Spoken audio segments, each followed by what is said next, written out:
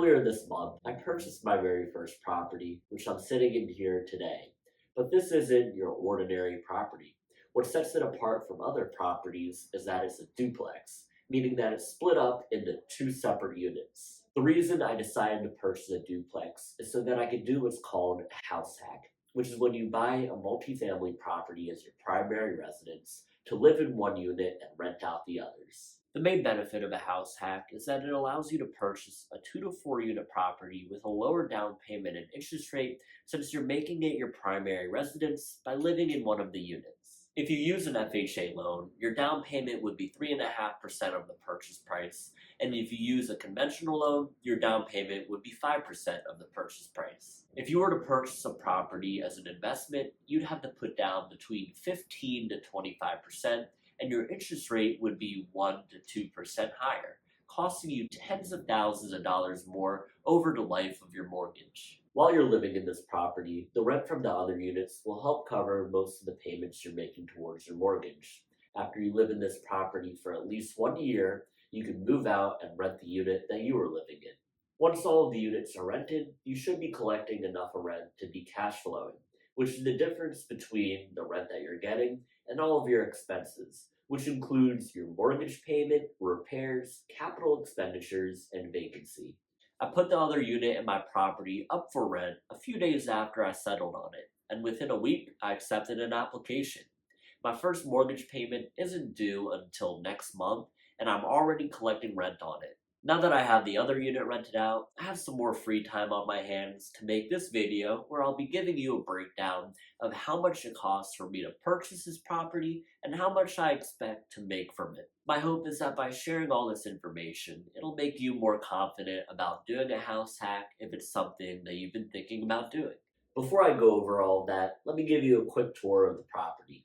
It's located in Curtis Bay, which is a neighborhood in the southern portion of Baltimore City. For my property, I have a direct view of the bay and the Key Bridge, or I guess what's left of it. As I said, it's split up into 2 units with separate meters for the gas and electric.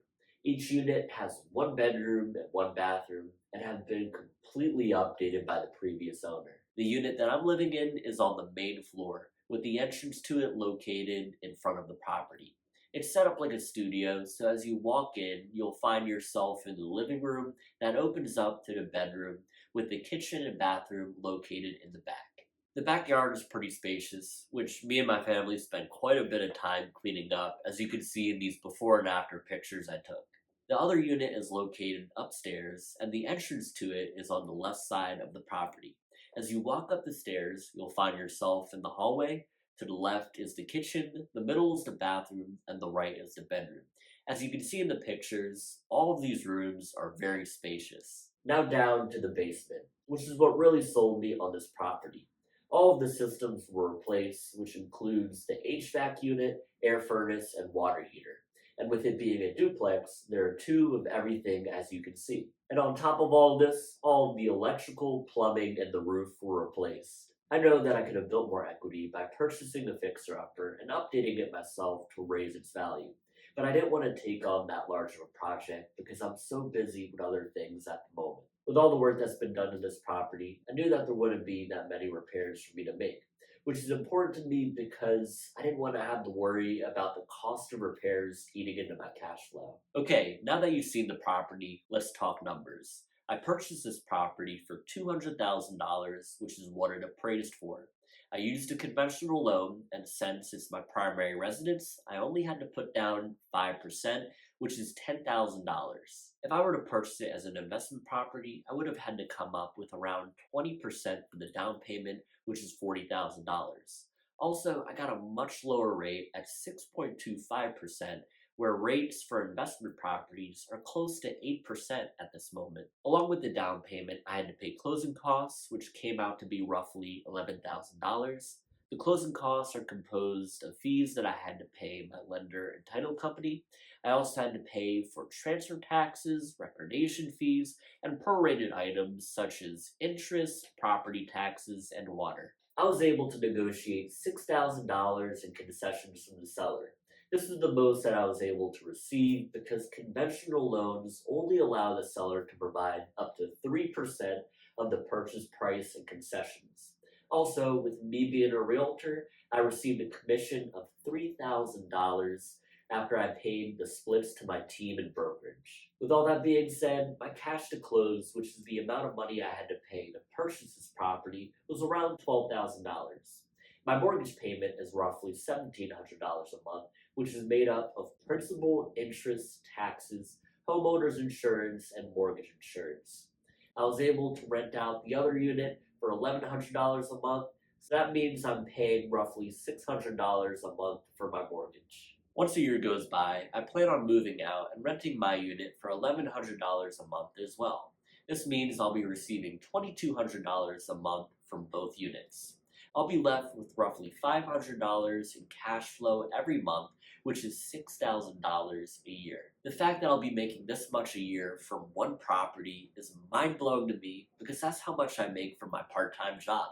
For the past couple of years, I've been investing in stocks because I knew that I had to put my money to work for me to become financially independent. All these years of investing has led me to this point in my life where I can say that I finally own my first property. One other thing I looked at when doing my analysis on this property is the cash on cash return it would yield for me, which is a percentage that shows me what my return would be. This is calculated by taking the amount of money that I'll earn from it each year and dividing that by the amount of money I invested to purchase it. The total amount I'll end up investing in this property will be around $24,000. This includes the $600 that I'll be paying every month towards my mortgage while I'm living here. It also includes money I spent on updates I made throughout the property. As I said, once both units are rented out, my cash flow will be around $6,000 a year.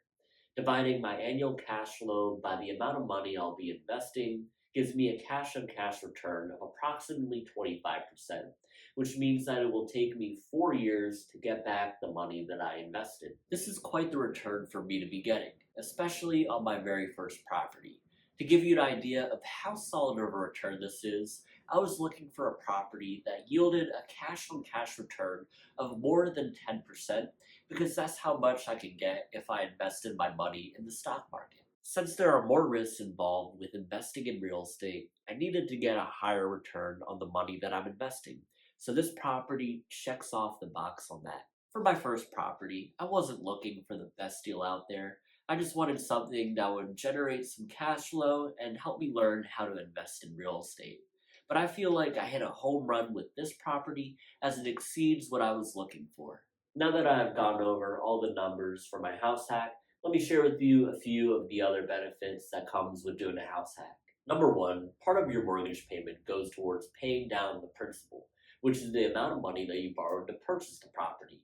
So not only are you receiving cash flow, but your tenants are paying off the balance of your mortgage for you. Number two, there are a ton of tax write-offs that you can take from owning a rental property, some of which are the mortgage interest, taxes, repairs/maintenance, and the depreciation of the property. Between all of these tax write-offs, you should be able to get away with not having to pay any taxes on the cash flow that you receive. And number three, you can house hack as many times as you want, as long as you're staying there for at least a year.